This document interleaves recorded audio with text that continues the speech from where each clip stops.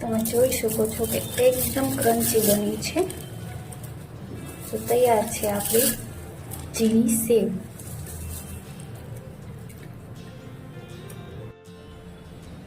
આજે આપણે બનાવીશું ઝીણી સેવ, જે ચણાના લોટમાંથી બને છે।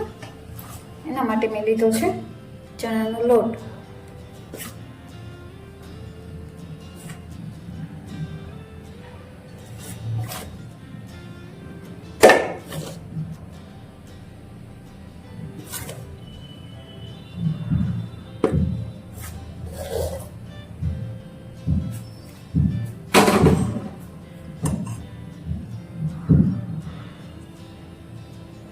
હવે તેમાં આપણે સ્વાદ મુજબ નિમક નાખીશું।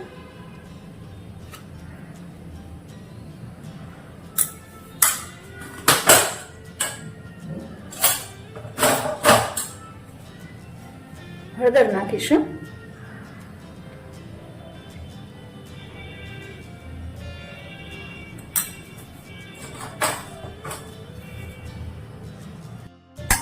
હવે આને આપણે મિક્સ કરી લેશું।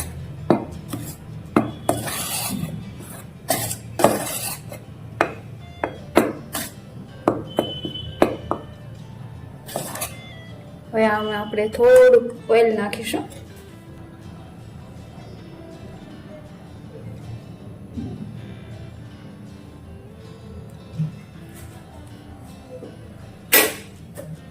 હવે ઓઇલને મિક્સ નથી કરવાનું, એમાં ડાયરેક્ટ વચ્ચે પાણી નાખી દઈશું। પાણી પણ માપનું જ નાખવાનું છે, નહીં તો ચણાનો લોટ છે એટલે જલ્દી ઢીલો થઈ જાય છે। તમારે જો તીખી સેવ ખાવી હોય તો તમે એમાં ચટણી પણ નાખી શકો છો। આપણે ઢીલો પણ નથી બાંધવાનો અને કઠણ પણ નથી બાંધવાનું।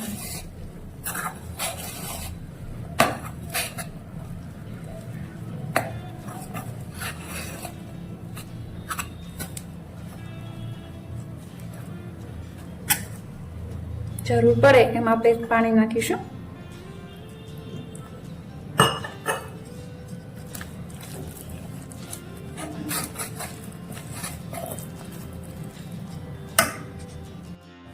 હવે આપણે એને આવી રીતે બાંધી લેવાનું છે, ન તો બહુ કઠણ ન તો બહુ ઢીલો। તો હવે આપણે સેવ પાડીશું। હવે આ રીતે મેં સંચો લીધો છે, જેને આપણે ફરતે કોઈ ગ્રીસ કરી લેવાનું છે ઓઇલથી, જેથી લોટ ચીપકે નહીં।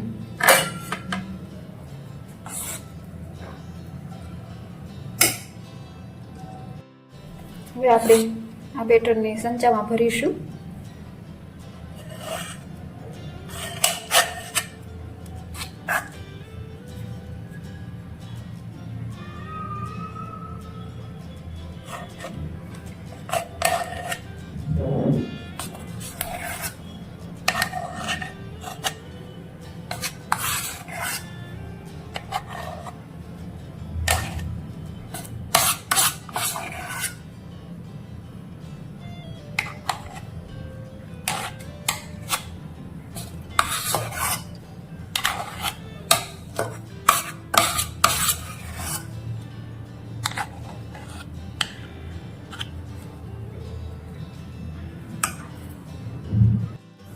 હવે આ બેટર આપણે ભરાઈ ગયું છે, એને હવે આપણે બંધ કરી દઈશું।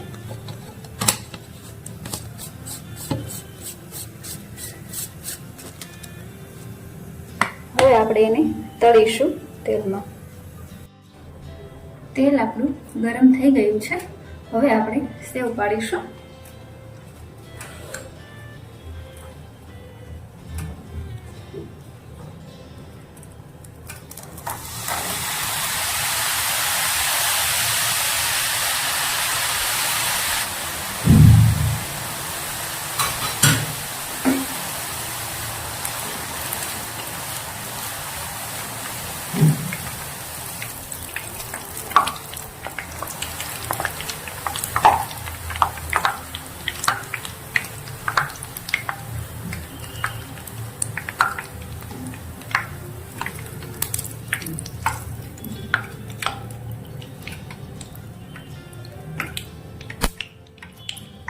સરસ મજાની ક્રન્ચી એવી સેવ આપણી બની ગઈ છે.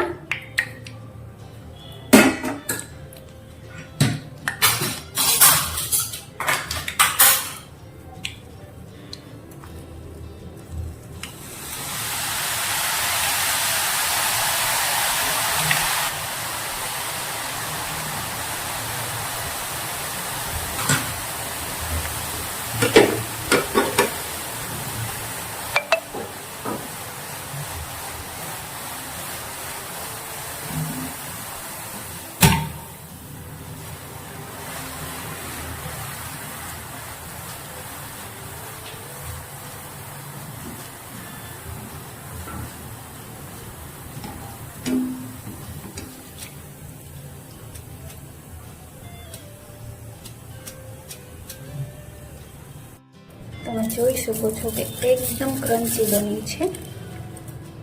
તો તૈયાર છે આપણી જીની સેવ.